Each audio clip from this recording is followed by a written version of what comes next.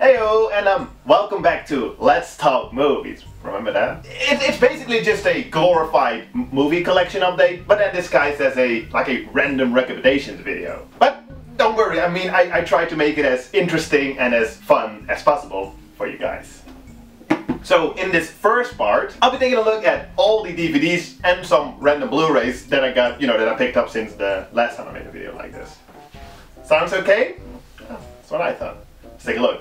First up, Libido Mania, a somewhat obscure outing from Italian schlock director Bruno Mattei, which, as the title suggests, is a Mondo-style shockumentary about everything sex related. As far as I'm aware, it's only been released in Germany so far, so alle Aparten dieser Welt. But the company was at least, nice enough to add an English translation to the back, as well as the booklet. The movie I've only seen half so far. It's mostly fake reenactments with some actual footage, and it goes from somewhat dull to somewhat out there. It's pretty fun. Terror Firmer, the ultimate trauma movie. Or at least that's how I referred to it not too long ago in my The Best of Trash Trauma Classics video, where I talk about it in some more detail, so you can always go and check out that video. I'm not the biggest fan, but it's fun. This is the 2-disc special edition that comes with a full-length making-of documentary, which I haven't seen yet. I actually also finally got my hands on the book that inspired the movie, All I Need to Know About Filmmaking I Learned from The Toxic Avenger, which, despite being 20 years old already, is still quite a fun read. And here a movie released by Troma, Blood Junkie. Released in 2010, it's a super low-budget 80s throwback slasher that, from what I understand, kinda nails the whole 80s thing. From what I understand, because I haven't seen it yet. Sounds pretty fun though. People here that are familiar with this one, let me know. There she is, Ilsa, the Wicked Warden. As you might know, there's this infamous Nazi-exploitation classic, Ilsa, She-Wolf of the SS, released in '75, which I've talked about during my Disturbing movie series, that spawned a few sequels. I already had the original Ilsa movies in this Dutch box set, so now I finally own them all. I say original because this one here, The Wicked Warden, directed by Jess Franco, wasn't originally intended to be an Ilsa movie. It sounds fun though, but I have yet to see this one. I was also thinking of perhaps doing a full-length video on all 4 Ilsa movies one day. Anyone hear that would watch that? 3 Iron, one of the most highly regarded movies from controversial Korean filmmaker Kim Ki-duk, which I also haven't seen yet. Damn, I should start watching some of the stuff that I buy. I honestly don't know too much about this one, besides that it's supposed to be pretty good. I've only seen a handful of Kim Ki-duk movies, mostly his more controversial work like The Owl, Pieta, and Mubius. And well, based on those movies, he'd be an interesting filmmaker to one day maybe do a The Films Of video about. Again, anyone here that would watch that? What's this? Sada. Hey, yep, at least I've already seen half of this movie so far. Directed by Nobuhiko Obayashi, and perhaps best known for his horror comedy House, Sada tells the true story of Sada Abe. I'm sorry if I'm butchering all these names. A Japanese woman famous for cutting off her lover's penis. Yeah, I really need to finish watching this movie. Obayashi's camera work and framing, just his overall style, it looks amazing. And he somehow managed to turn this true story in a somewhat quirky, very dark comedy. Macario. So, my girlfriend is of Mexican descent, and as she says, as well as I've often read, people of her generation saying, my parents love this movie. So, I had to see it for myself. Took me a while to find a decent copy with English subtitles. Even this here is a Hispanic release, but here it is. I haven't seen it yet though. It's a 1960 Mexican movie about Macario, who comes in contact with personifications of the devil, God, and death. My girlfriend has told me multiple times the whole story, she walked me through the whole movie, but I still want to see it for myself one day. Next up, 5 movies from Mondo Macabro, a distribution company that brings us the best, or well, rather the weirdest of world cinema. First, The Devil's Sword, one of the better known examples of 80s Indonesian nonsense. That would be a great title for a video where I would cover some of these, you know, one day, maybe. Anyway, yeah, in the 80s they made some pretty ridiculous exploitation movies in Indonesia, and this, well, not my favorite out of the ones I've seen so far. It's a great example. At its core, it seems like a sword and sandal type of movie, but there's elements of horror and fantasy, and it's pretty crazy. A lot of fun, even though it does get a little stale towards the end. More Indonesian nonsense with Lady Terminator, which, believe it or not, is a ripoff of The Terminator. But this here, believe it or not, is actually a pretty good action flick. It's, in a way, much better than you'd expect it to be, and far more entertaining than it should be. Sure, you'll mostly laugh at everything that's unintentionally funny, you know, like the dialogue, the acting, the effects, but damn it if it isn't a good time to have with some friends and beers, you know? So, recommend it.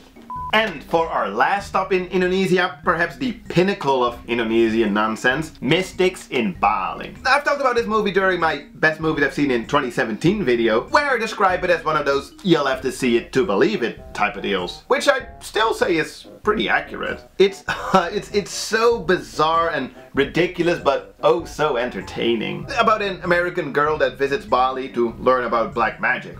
Course. The cover describes it as the holy grail of Asian cult cinema, which might not even be that far off. I mean, check it out for yourself, and I mean, And then for our last Mundo Macabro DVD, we move over to Mexico with Satanico Pandemonium. One of the perhaps more memorable nunsploitation movies, at least out of the ones that I've seen. If you're familiar with the genre, you kinda know what to expect. Nuns, nudity, and some nasty violence. Well, perhaps not as out there as its Mexican counterpart Alucarda, it's still a nice contribution to the exploitation subgenre nobody ever asked for.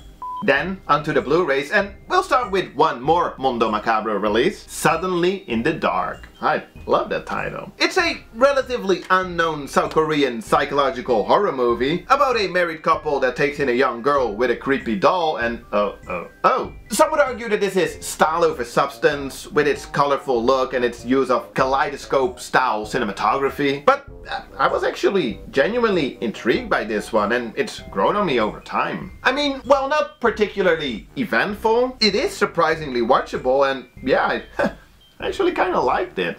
Then, from Third Window Films, Love and Other Cults. Another movie I've only seen half so far. Jeez, what's up with that? Normally I never not finish a movie, and here we have 3 instances in one video. Anyway, so far it seemed quite a lot of fun. About a girl who has trouble fitting in a normal life after she's been living in a cult during her youth. It's quite quirky from filmmaker Eiji Uchida. I don't know. That made some other surprisingly entertaining movies with Grateful Death and Low Life Love, the latter of which I've talked about during my Best Movies I've Seen in 2016 video. But yeah, this looked cool. I gotta finish this.